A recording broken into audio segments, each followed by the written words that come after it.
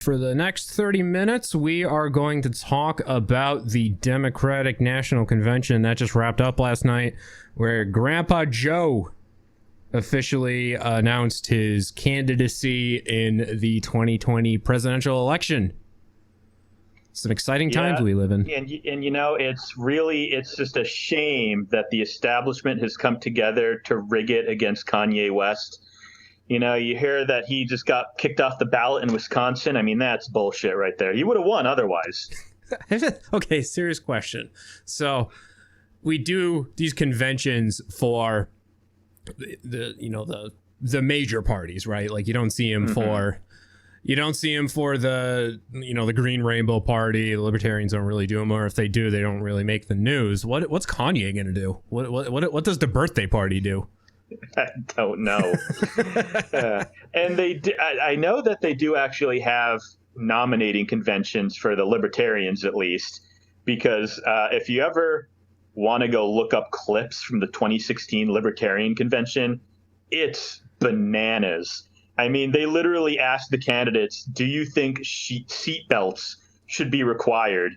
And Gary Johnson was the only one who said yes. And all of the others there are basically like, no, and fuck you for asking that question. So it's pretty much that. Amazing. So we've got Joe Biden as the now official Democratic nominee, and we've got Kamala Harris. Remember, it's pronounced Kamala, not Kamala. Kamala. Yeah. Yep. Not Kamala, not Kamala. Sarah Palin, we're looking at you. Kamala. So, yeah, exciting times, man. And I would have been very surprised if not once had they said anything about Trump and just how disastrous everything has been in the last 4 years. Oh, well, obviously. I mean, that's the basically the underlying message of the convention is, we told you in 2016 he would be bad. Well, look around. Do you want to rethink your choices? So, I guess the first question, and this is the big one, because I don't want to be just straight up coming out and calling Grandpa our president, our next president. But what do you think? Do you think Biden actually has a chance?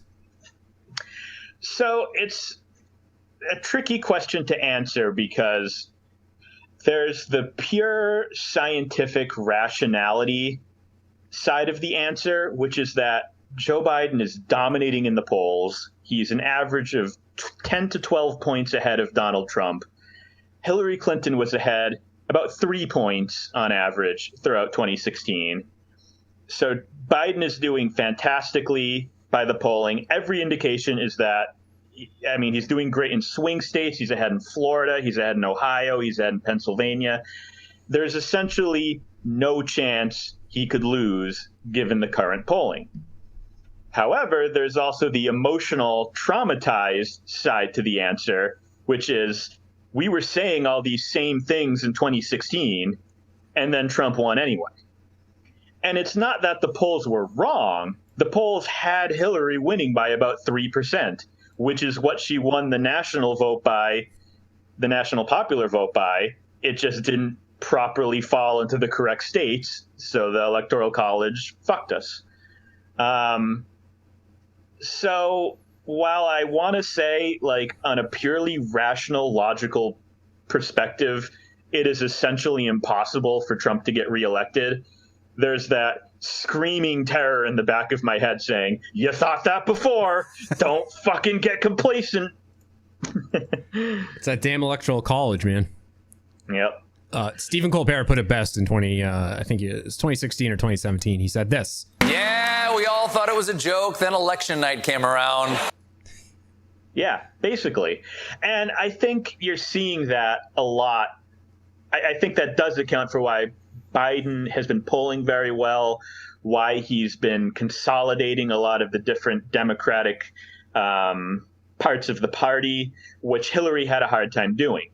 I mean, a big example is that Bernie Sanders in 2016 took his sweet time finally endorsing Hillary Clinton. And when he did, there was a lot of angst from his supporters about refusing to support Hillary Clinton. Joe Biden isn't having that same problem. Bernie Sanders enthusiastically endorsed Joe Biden.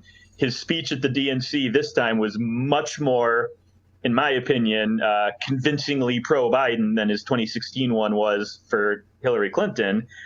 And all the polls show that there are far fewer Bernie supporters planning to sit this one out than there were in 2016. So while I think a part of that is undoubtedly sort of sexism / anti-Hillary hysteria, I also think part of it is just a lot of people thought it would be safe to write in Harambe in 2016. And now they know, okay, I'm not fucking around this time. Yeah. Yeah. Yeah. Well, 2016, too, plenty of contention between the two candidates because there is the whole, the emails scandal with Hillary, everything that has resulted in her, everyone's favorite nickname, Killary. Which I unironically love. I don't know how. If you truly believe someone is capable of committing as many murders as Hillary has, why wouldn't you want that person to be president? Right? Don't forget, the president is given the nuclear football, so at any given time, they could obliterate an entire continent. So you need to have that power to kill. Exactly. In Trump's case, he just has the power to fuck, or I'm sorry, the power to rape. God, true. But yeah, so this time around, I'd say it's contentious, but it's contentious for different reasons because now the Democratic objective here, which I guess you could say this happens every election, but even more so this time around is to get Trump out of office, to have someone else take over. But this time around, it's not just because it's your typical battle between two politicians. It's we need, and this is my opinion, this is why I'm shockingly pro-Biden here. Because I voted for Bernie in the primaries or whatever it was I voted in last year. I voted for Bernie because it's Bernie. The guy's hilarious. But at the same time, there's the concern about Biden and his mental acuity, and I wasn't sure if I was comfortable with. So I mean, Bernie and Biden are both dinosaurs, but I wasn't sure. I really wasn't sure if Biden would be mentally sound enough to hold office.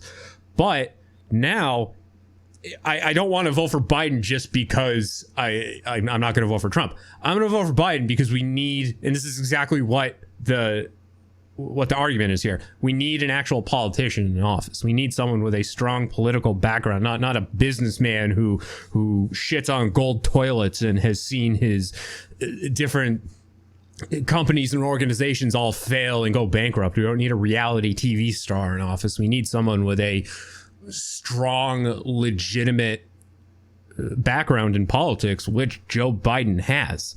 And moreover, we have the advantage right now of a global pandemic happening that the common opinion is that Trump has handled it poorly. When you look at it on a state-by-state basis, it's obviously being handled well in some states. Let me rephrase, few states, ours included, in Massachusetts, but ultimately, when you look at your country's leader, Trump hasn't done a great job. So, and Biden is promising to actually step in and do what he can to fight something, to fight that losing battle against coronavirus, because we're really not going to win until we have some sort of vaccine in place. But that's what Biden's going to do. So not only do we need someone with a robust political background, but someone who actually has the know-how of leading people in a time of crisis. And we just clearly have not seen that with Trump. Just put all the politics, all the policies aside, and imagine how nice it will be to have someone leading the country who isn't a sociopath.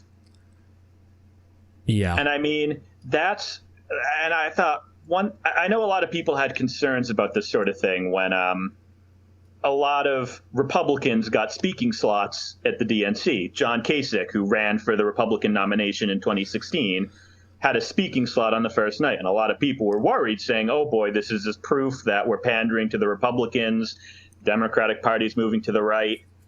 But John Kasich, what he said was, I may disagree with you on every political issue imaginable, but that's okay. This is America. We're allowed to do that. What we shouldn't be allowed to do is dismantle our own democracy for personal enrichment, which is what Donald Trump is doing. So it really isn't about, do you support the Democratic policy of healthcare or the Republican policy of healthcare, or Democratic corporate taxes or Republican corporate taxes? It's, do you want a guy in the Oval Office who is just an unfeeling psychopath who can barely read, can't string together a coherent sentence, and only sees things through how it personally affects his image? Or do you want a guy who actually wants to do the job of President of the United States? Yeah, and someone who really don't need to put any political issues into the equation. And someone who now unsuccessfully has tried to run for president several times in the past. But also, don't forget, the guy was, a senator for like 200 years? Yeah, around there, yeah. Yeah, like giving Strom Thurmond to run for his money. Yeah, the guy has the background. And Biden, yeah, he's old. We joke. We call him grandpa. He's 78 years old. Old people tend to do old people things. You lose a degree of sharpness after a certain age. So you can't hold that entirely against Joe Biden, whereas you have people like Trump, for example, who drops lines like this. Tim Apple, Marilyn Lockheed. Like, and you said something about, what you said about Kasich earlier, too. Reminded me of what John McCain, the late John McCain, said about Barack Obama in 2008 at it was like a rally or speaking engagement or something. And then this happened. I got to ask you a question. I do not I can't trust Obama. I have read about him, and he's an Arab. He is not. No, ma'am. He's a decent family man, citizen that I just happen to have disagreements with on fundamental issues, and that's what this campaign is all about. Yeah, see? Yeah, like that, I mean, John McCain was a class act. John McCain's dying act in the Senate was saving Obamacare, which is amazing when you think about it. Yeah, that is a sword to fall on right there. Yeah. So, what do you think about Kamala Harris? I love her. I mean, she was one of my favorites in the primary. I think she's one of the most progressive senators. She's got one of the highest ratings on Progressive Punch. A lot of people, I think the biggest concerns about Kamala Harris is that she was, because she was a prosecutor, people see her as too tough on crime. But I kind of come at it from the perspective of, if we want all liberals to not go into law enforcement, then we're basically just saying, okay, only white supremacist authoritarian fascists get to be prosecutors and cops. That doesn't help anyone. We should have conscientious left-leaning people becoming police officers and prosecutors and district attorneys in order to try to affect some sort of progressive change from within these systems. So, and I think her record backs that up. I think she's got a very good progressive record from her time as Attorney General of California. So yeah, I'm a huge fan. Are you afraid that, say, Biden doesn't win, are you afraid that she's going to go down the same, I guess, rabbit hole as Sarah Palin did? Remember, Sarah Palin just now became Sarah Palin and her family became sort of a focal point of the media, and almost in a joking manner. I don't think so. I mean, I think for one thing, she's much smarter. It's okay. So I'm someone who try to be very carefully attuned of the role sexism has on our politics and the way our innate bias against strong women affects how we view women candidates. So it's very hard for me to comfortably say something like Sarah Palin was a blithering moron, because I don't want that to come across as sexistly charged. But I think it's pretty true. In this case, I think one thing I think is possible is that the Republican machine that proposed her as VP was in their own way trying to do kind of an affirmative action thing, like, oh shit, the Democratic nominee is going to be the first black president. We need to do something historic too. Find the first woman who will accept the role of being John McCain's VP. And the one they found was completely unqualified for the job, just intellectually, in terms of experience, everything. Whereas I think Kamala Harris is actually very experienced, very sharp, and would, God forbid, if Joe Biden, does go to the great ice cream sandwich hall in the sky at some point in the next 4 years, I think she'd be ready to step in pretty effectively. I was even thinking about that earlier. What happens if this becomes like a West Wing situation where Biden dies before election night? Like, because at that point, does Kamala take over? Yeah, absolutely. And I mean, it's always a possibility. It's definitely more of a concern when you're dealing with two candidates, both Biden and Trump are both in their, late 70s. Yeah. So major health issues are certainly more of a possibility this election than they usually are in our presidential elections. Well, Trump's actually, I think, younger than Biden. He is. He's a few years younger. But he's significantly, unhealthier, Yeah, and I mean, Biden, by all accounts, seems to be in pretty good health. I mean, there was that video of him biking with a group of his staff that came out a couple days ago, and he was keeping up a good pace. Meanwhile, Trump has difficulty walking down a slightly inclined ramp without assistance. So, I think in Don't be rude. Physical health, I assume Biden's probably got the upper hand there, even though he's a couple years older. Yeah. But I understand the concern. I mean, there's a reason Biden was not at the top of my list in the primaries. And his age was pretty much the big one. Yeah. Sanders is older, isn't he? Isn't he older He's than Biden? A year older. Biden is 77. Sanders is 78. Okay. Yeah. So gone are the days of, 47-year-old Barack Obama. Well, I went to see Pete Buttigieg when he came to Boston. I went to see him talk, and he would have been the youngest president ever elected, and I think he's got a very, very bright future ahead of him. I would not rule him out as president in 2028 or somewhere further down the line.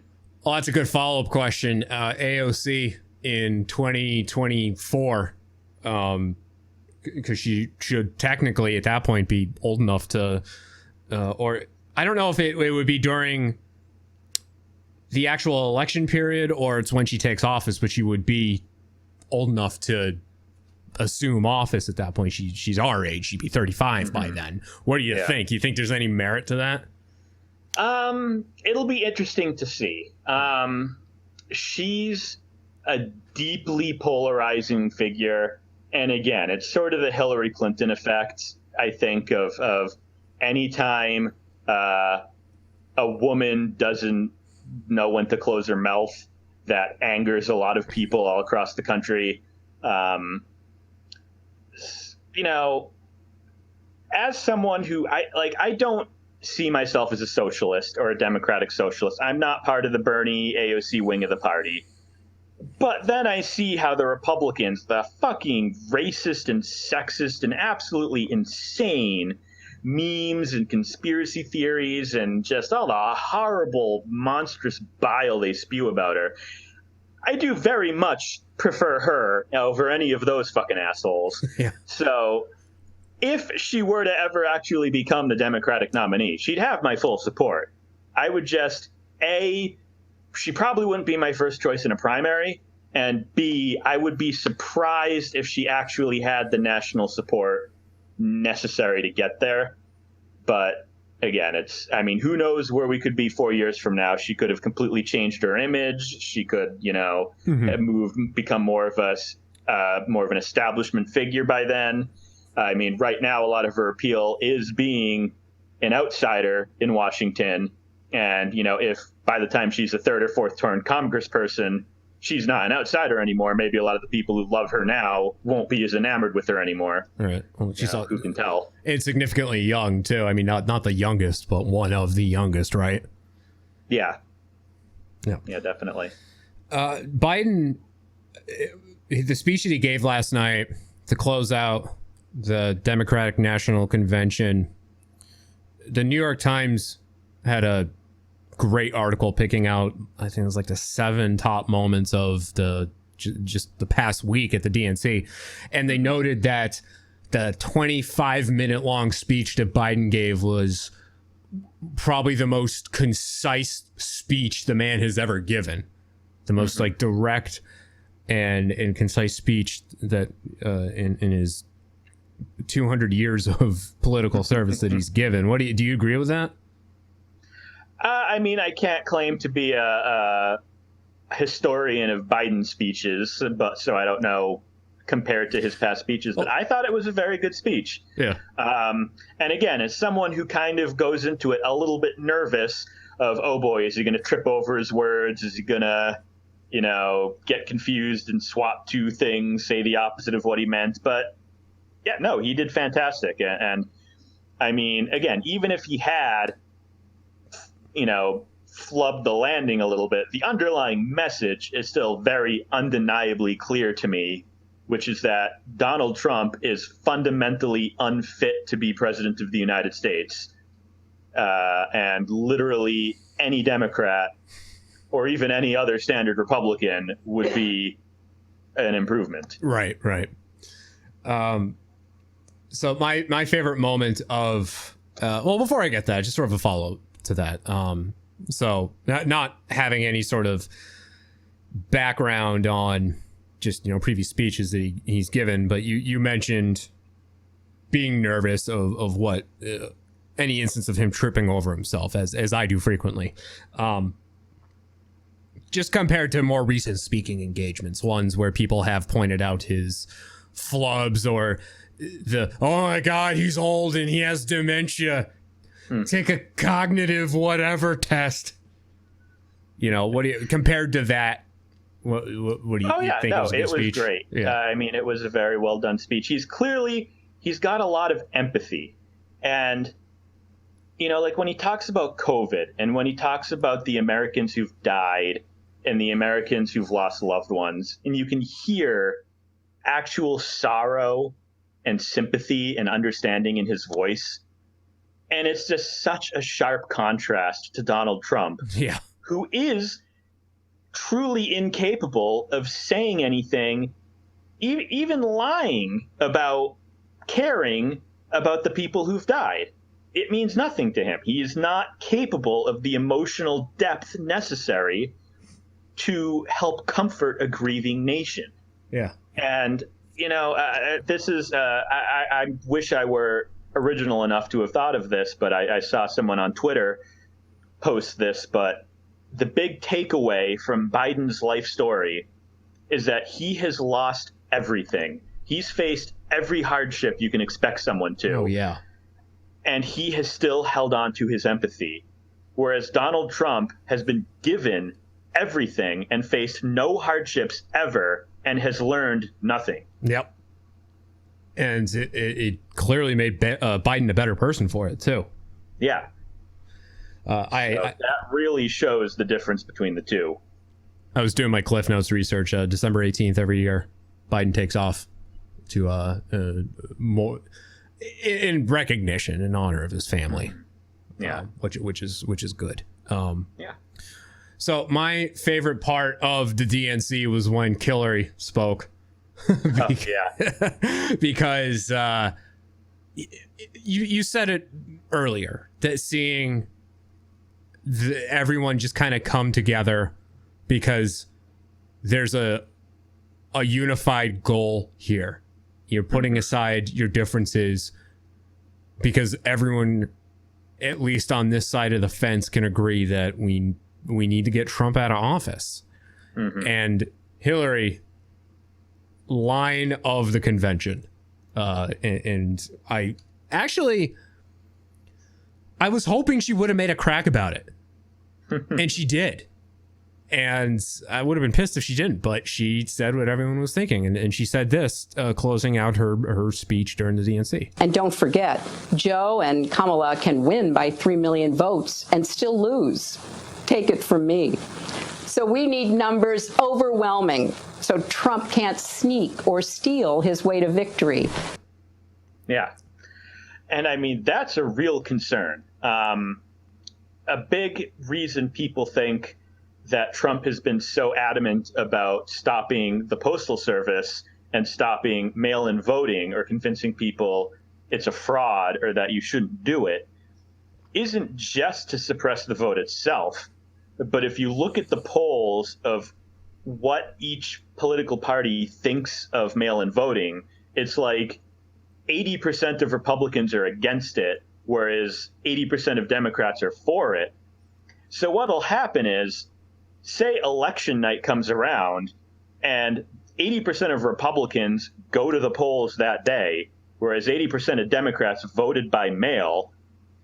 On the election day itself, when polls close, it's going to look really good for Donald Trump.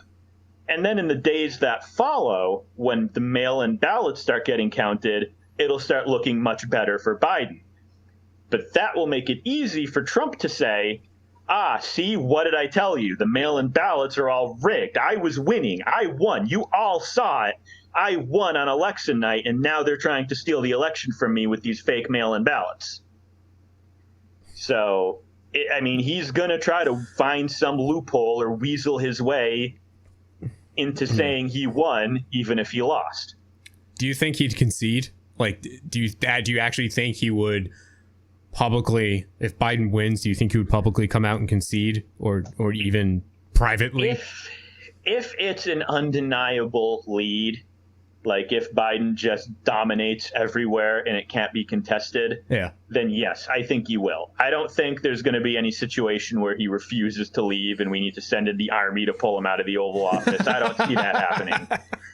If it's close, if it's very close, if we get situations like, 2000 where, Florida is like 1,000 votes away, and I think we'll see very, very strong legal fighting from the Trump camp to try to prolong things and muddy the waters. Because at the end of the day, Democrats tend to respect the rule of law, whereas Republicans tend to respect power. So, most Democrats think it's uncouth to keep fighting the results of an election, whereas Republicans will dig in and do anything necessary to win. Yep. Which by saying that, I think it's both a negative and a positive because, I think they have less respect for the rule of law, as we can see by Donald Trump and everything he has ever done. But I also think, God damn, I wish we had a Democrat who was willing to do that much to push through liberal policy. Donald Trump afraid to tarnish his image. That's just what it is. He doesn't want to show any emotion, right? He doesn't want to show any sympathy. Even when I remember he spoke and gave a statement, and it was a prepared statement after the Las Vegas shooting in 2017. And it was so dry and robotic, and it was clearly not written by him too. They said, hey, you need to say something, but you are not going to say it because we all know how it would turn out. But right. And he strictly stuck to the teleprompter, but you could just even tell it was just cold. It was like a robot. Mm-hmm. So and that's if we're ever faced with any sort of major tragedy in the next 4 years with Biden in charge, you already know you're going to get some degree of humanizing from him. Yeah. You don't get that with Trump. Yeah. And, the thing about Trump, too, is even if he gives a good prepared speech, like there have been instances where he's read a speech or done a State of the Union and people think, oh, that was good, that was well done, that was presidential. Just wait until his next rally where he talks off the cuff. They are fucking weird. Oh, my God. Have you ever listened to the clips of him at his rallies? I mean, I've just seen him where he has the teleprompter in front of him and he just goes off the rails. Like I feel like that's enough for me, but not, yeah. I mean, yes and no. I mean, I've seen clips from rallies, but I mean, it's just anarchy to begin with. You just literally need to be there. It can't really be explained how, like, it's not even like purely offensive so much as it's just weird. Like, he will go on a 10-minute tangent about how good he is at walking straight lines. And like the crowd will be cheering him on. He's like, look, I'm not falling over or anything. The fake news media is lying to you. And it's like, what the fuck are you talking about? What the hell is going on right now? And who gives a shit? And everyone there is applauding for him. And that's it. They're encouraging it. They're fueling it. And then you get lines like this. Nobody's done a job like I've done. Yeah, that's the thing. Yeah. Yeah, you do a job like that, you typically, I don't know, get fired. Yeah, flunk out. Yeah, that was a Michael Bloomberg line at the convention yesterday. He was like, imagine you're an employer and Donald Trump is your employee. If the past 4 years are his performance, why on earth would you hire him again? Yeah. No employer on earth would do that. Keep him employed, Yeah. To wrap this up, your favorite moment from the DNC? I'm probably going to have to go with the Big B Man speech, Barack Obama. I think his was very, very powerful, right on the nose. I mean, he said right at the start, I'm going to be as straight with you as I possibly can. And just admitting, I wanted Donald Trump to do a good job. I never thought he would continue my policies. I never thought he would fight for the same things I did. But I hoped, for the sake of our country and for the sake of the world, that he would at least show some interest in taking the job seriously. And it has just been clearer than anything that it has never for an instant interested him to take the job seriously. Yeah, well, when you get Obama to come in and finally officially recap the last 4 years. Yeah. Like the moment we've been waiting for. We've heard his opinions. We know his thoughts and opinions on it, but for it to finally be said at the convention, it's big. Another moment I did appreciate, I mentioned earlier, I'm not a Bernie guy, but he had a moment that made me chuckle when they did the round table with a bunch of the candidates who ran against Joe Biden, all just talking to each other on Zoom. And Cory Booker says, hey, Bernie, how come my girlfriend likes you more than she likes me? And Bernie goes, well, it's because I'm hotter, obviously.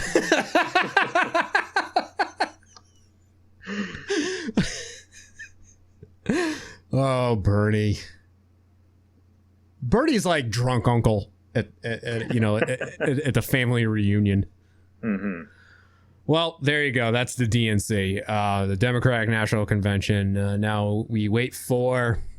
Well, now we see what the next 3 months bring us. The next 3 months, a little less than 3 months actually, between Biden and Trump. The big debates, those are going to be coming up soon. If they happen, I don't even know if they're gonna. They will. They're just going to be. They're going to find some way to do it. Did you? I mean, COVID aside, I don't know if Trump is going to agree to do them because, I mean, he looked like an asshole in all three of the ones against Hillary. So I think he has nothing to gain from a debate. Yeah. He's not good at them. Is that an optional thing? I really don't know. Like, can you just? It would be very abnormal, but so is everything else about Trump. He's broken so many norms already. It wouldn't surprise me. Yeah. They could do it even in this COVID environment because you saw just even how the convention went anyway. Mm-hmm. I mean, I thought that was. I know they could do it. That was a really cool shot. They show the parking lot there with all the cars in it, all the lights flashing, and they got the fireworks going off. That was a good alternative to the usual song and dance. And then an image of the guy who's pretty much running the whole show. Yes, with no shoes on in his in his living room. He was using one of those fold up like banquet tables that I used to use in the first studio for this show. And he had everything set up on it, and he was able to do it seamlessly. And you wouldn't have known unless someone pointed it out. So if they can do a whole week-long convention that way, then we can have our debate. So yeah. Are we going to do a half-hour heavily drinking episode after the RNC with its featured guest lists of the grinning MAGA hat kid and those two lawyers who pointed guns at protesters? Oh my God! Yeah, the real characters. The My Pillow guy, the demon sperm doctor. Like, it's literally just like a cast of side characters from Family Guy. They're all just the fucking honored speakers at the RNC. I almost said if Tiger King were a work of nonfiction, but then I realized Tiger King is nonfiction. Well, to cap things off on just what a fucking shit show of a president and a human being Donald Trump is. Remember the episode of Tiger King where Joe Exotic wanted to run for president and how totally nuts everyone assumed that was? Yeah. I mean this from the bottom of my heart. No irony, just complete sincerity right now. The idea of President Donald Trump is not any more ridiculous than the idea of President Joe Exotic. They are both equally unsuited for the job. Well, I mean, at this point, how much farther could you sink? Yep. You could have the Catch Me Outside girl running for president.